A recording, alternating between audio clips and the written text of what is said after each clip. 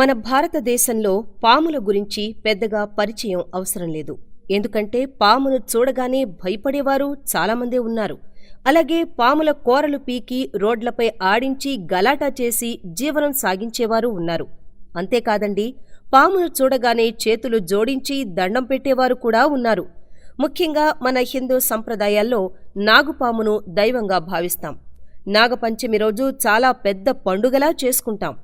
మన హిందూ పురాణాల ప్రకారం ఎంతో మహిమగల నాగరాజులు ఉన్నట్లు, అవి ఎంతో పవిత్రమైన విలువైన నాగమణిని కలిగి ఉంటాయని, అంతేకాదు అవి ఇష్టరూపధారులుగా మారతాయని మన పురాణాల ప్రతీక. ఇవి 100 సంవత్సరాలకు పైగా జీవించి ఉంటాయని మన పూర్వీకుల నుండి వింటూనే ఉన్నాం. ఇప్పటికీ ఈ నాగరాజులు ఉన్నాయని చెప్పగలం. ఎందుకంటే కేరళ రాష్ట్రంలో పాజవంగాడి అనే గ్రామంలో పాములను సుబ్రహ్మణ్య స్వామిగా కొలుస్తారు.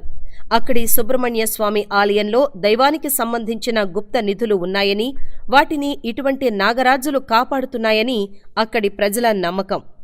ఇంతకీ మనం చెప్పుకోబోయే కథకు ఈ నాగరాజుల సంబంధం ఏంటి? పాములకు మనం ఏదైనా అపాయం చేస్తే తిరిగి పగబడతాయని, పాములు పగబడితే ఆ శాపం జన్మ జన్మలకు ఉంటుందని అక్కడక్కడ వింటూ ఉంటాం. అయితే ఇక్కడే ఉంది అసలైన సంఘటన. ఏంటది? ఒక స్త్రీ ఒక పాముతో సంసారం చేసిందట. అంతేకాదు ఒక బిడ్డకు జన్మనిచ్చింది కూడా. అసలు ఒక స్త్రీ పాముతో సంసారం చేయడమేంటి? అందులోనూ ఓ బిడ్డకు జన్మివ్వడం ఏమిటి? ఇదంతా వినడానికి వింతగా ఉంటుంది కదూ. మరి పాము పగబట్టడం ద్వారా సాధ్యమైందా?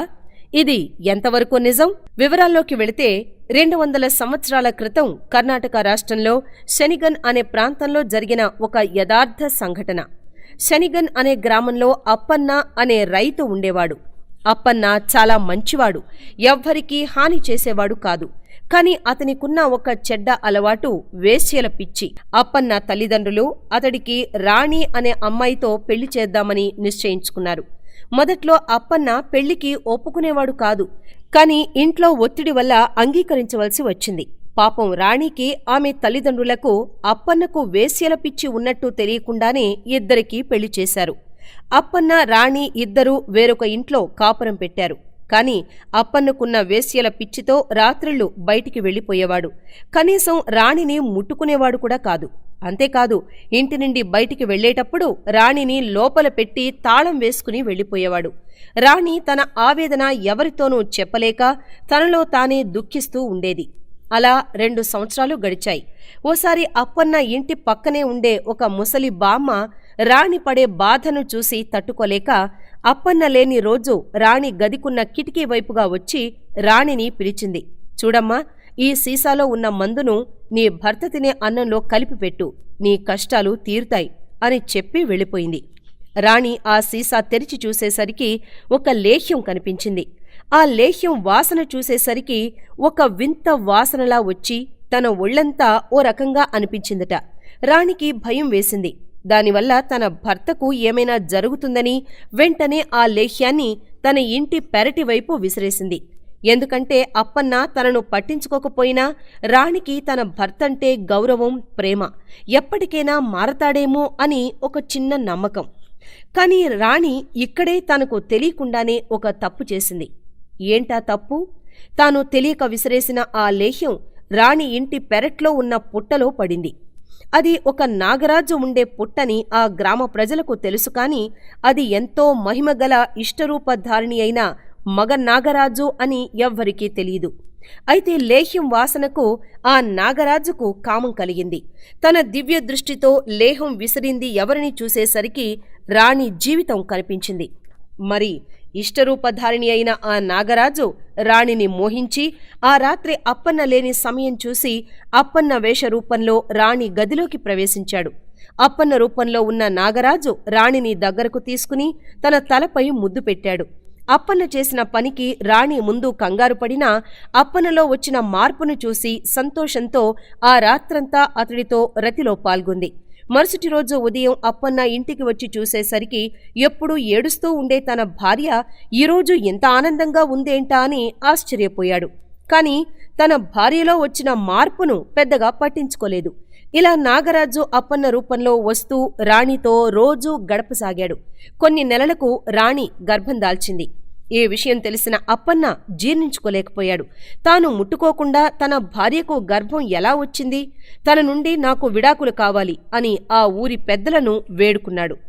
భర్త మాటలు విని నిర్ఘాంతపోయిన రాణి తాను పవిత్రమైన దానినని, తాను ఎటువంటి తప్పు చేయలేదని, తన కడుపులో పెరుగుతున్న బిడ్డకు అప్పన్నే తండ్రని విన్నవించుకుంది. అది విని గ్రామ పెద్దలు ఒక నిర్ణయానికొచ్చారు. రాణి తన ఇంటి పెరట్లో ఉన్న పుట్టలో నాగపామును తన చేత్తో తీసి పట్టుకుని తన పవిత్రతను నిరూపించుకోమని కోరారు. రాణి తప్పు చేసి ఉంటే ఆ పాము రాణిని కాటు వేస్తుందని సెలవిచ్చారు. రాణి తన పవిత్రతను నిరూపించుకోవడానికి గ్రామ పెద్దలు చెప్పినట్లు చేసింది. పుట్టలో చెయ్యి పెట్టి పామును తీసి తన 2 చేతులతో పట్టుకుంది. రాణి అంటే ఇష్టమైన ఆ నాగరాజు తనను ఏమీ చెయ్యకుండా తన నుదుటిన ఆశీర్వదించి తిరిగి పుట్టలోకి వెళ్ళిపోయింది. అది చూసిన గ్రామ ప్రజలు అప్పన్న నిర్ఘాంతపోయారు. వెంటనే గ్రామ పెద్దలు అప్పన్నను మందలించి, ఆ కడుపుకు నీకు ఎటువంటి సంబంధం లేదంటే నువ్వు కూడా రాణిలాగా నీ పవిత్రతను నిరూపించుకోవాల్సి వస్తుంది అనేసరికి అప్పన్న భయపడి అనుకోకుండా తాను తాగిన మత్తులో రాణితో ఒకటై ఉంటాను అని భావించి రాణిని దగ్గరకు తీసుకుని క్షమించమని చెప్పి ఆమెను తీసుకుని వెళ్ళిపోయాడు. తర్వాత కాలక్రమేణా అప్పన్న తన చెడ్డ అలవాట్లు మానేశాడు. రాణి ఒక మగబిడ్డకు జన్మనిచ్చింది. ఇక రాణి అప్పన్న తన బిడ్డతో కలిసి కొత్త జీవితాన్ని కొనసాగించారు. ఈ సంఘటన ఊరూరా పాకి రాష్ట్రం మొత్తం వ్యాపించింది. ఈ కథను ఆధారంగా ఒక ప్రముఖ రచయిత గిరీష్ కర్నాడ్స్ ఒక నవల రాశారు. అంతేకాకుండా ఆ నవల ఆధారంగా నాగమండల అనే చిత్రాన్ని తెరకెక్కించారు. ఆ చిత్రం ఎంతో పెద్ద ఘన విజయాన్ని చేకూర్చిపెట్టింది. ఇంకా ఈ యథార్థ సంఘటన విషయానికొస్తే రాణి తన జీవితంలో తెలియకుండా లేహ్యం విసిరి చేసిన తప్పు ఒప్పుగా మారింది. తన జీవితం బాగుపడింది. ఇక నాగరాజు విషయానికొస్తే నాగరాజు రాణిని నిజంగా మోహించి తనకు దగ్గరయ్యాడా, లేక అప్పన్నలో మార్పు తీసుకురావడానికి తనదైన శైలిలో ఇలా ఆలోచించాడా? నాగరాజు చేసిన పని అంధత్వమా లేక దైవత్వమా? ఈ విషయాన్ని ఏ విధంగా అర్థం చేసుకుంటారో మీకే వదిలేస్తున్నాం. సో ఫ్రెండ్స్, ఇలాంటి మరికొన్ని ఇంట్రెస్టింగ్ మరియు రియాలిటీ విషయాలను తెలుసుకోవడానికి మా ఛానల్ని సబ్స్క్రైబ్ చేసుకోండి.